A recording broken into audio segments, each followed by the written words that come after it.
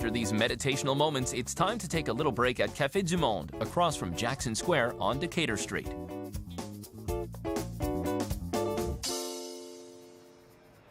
The Café du Monde coffee shop is one of the oldest institutions of the French Quarter, since it opened its doors in 1862.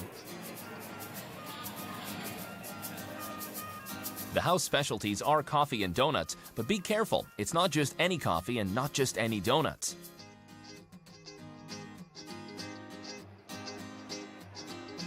Let's start with the coffee, which is mixed with chicory. Chicory is extracted from chicory roots and serves to soften the bitterness of coffee. This recipe was imported to Louisiana by Acadian settlers. The coffee, either black or mixed with milk in a 50-50 proportion, which makes a very special drink, has a hint of chocolate.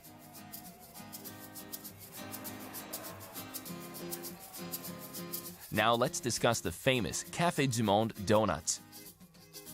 For North Americans who are accustomed to regular donuts, the discovery of these French-style donuts leaves a lasting impression. Critics unanimously agree they are simply the best donuts in the world.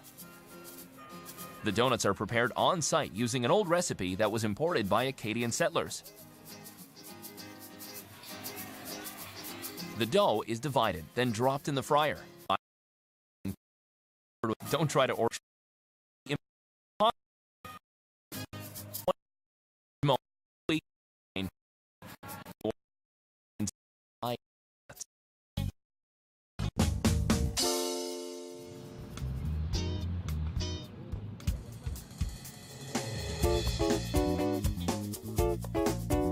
We continue our exploration of the French Quarter and stop by the New Orleans Pharmacy Museum at 514 Charles Street.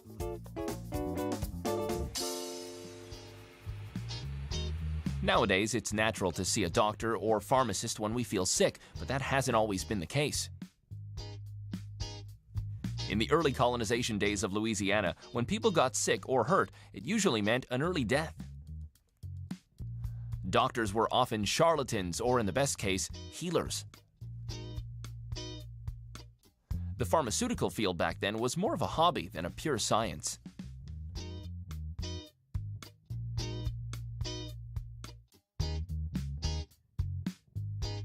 It was only in the early 19th century that the state of Louisiana required pharmacists to pass an exam before being allowed to practice. In 1823, Louis-Joseph Dufilo, a French pharmacist who had just moved to New Orleans, opened the French Pharmacy on Charles Street, which became the museum that we're visiting today.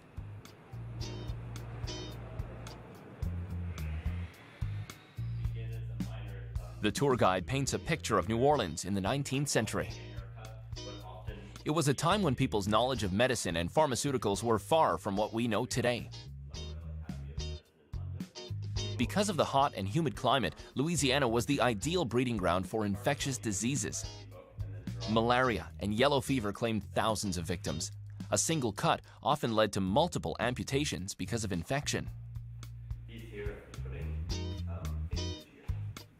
That was before Louis Pasteur's discovery of vaccines, and people had to be cured according to the day's standards.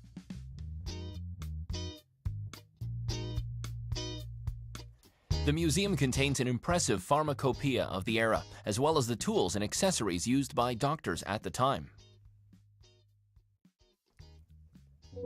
Back when Louis-Joseph Dufilo ran the pharmacy, it was more than just a place where people looked for remedies. Folks gathered around the corner sipping a soda from the wonderful soda fountain that dates back to 1855. At the time, this was a real attraction that appealed to customers.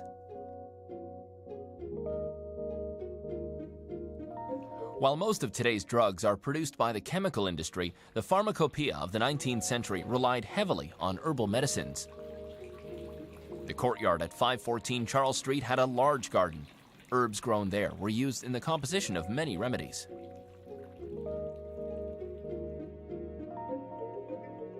The New Orleans Pharmacy Museum is more than just a museum. It paints a real portrait of an era where the quality of life was light years away from today's standards.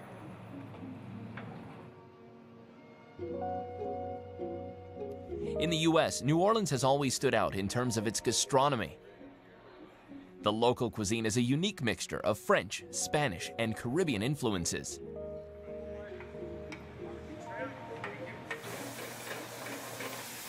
The city has no shortage of amazing spots to sample Cajun or Creole cuisine.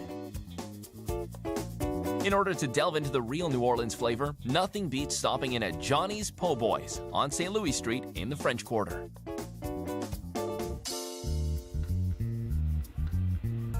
Opening its doors in 1950, Johnny's Po' Boys is the oldest family restaurant in New Orleans that's still active. For the past 3 generations, this institution has been featured in all the tourist guides. You'll enjoy a solid meal based on meat, fish, and seafood. The house specialty is the po' boy, a sandwich filled with meat or seafood served on a French baguette. The origin of this name dates back to 1929. During a tramway driver strike in New Orleans, 2 retired drivers who were in the restaurant business supported their colleagues by providing them with free sandwiches. The sandwich was named after the strikers, who in fact became very poor. The sandwich of the poor became a local specialty. The po' boy is not confined just to Louisiana. They can be found everywhere around the Gulf of Mexico, from Texas to Florida. Some of the more intriguing po' boys on the menu are those with alligator, catfish, and even boudin. Admittedly, the menu is more on the high-fat side, and health enthusiasts may feel a bit horrified. But why deprive yourself of a little pleasure that's part of the culinary traditions of Louisiana?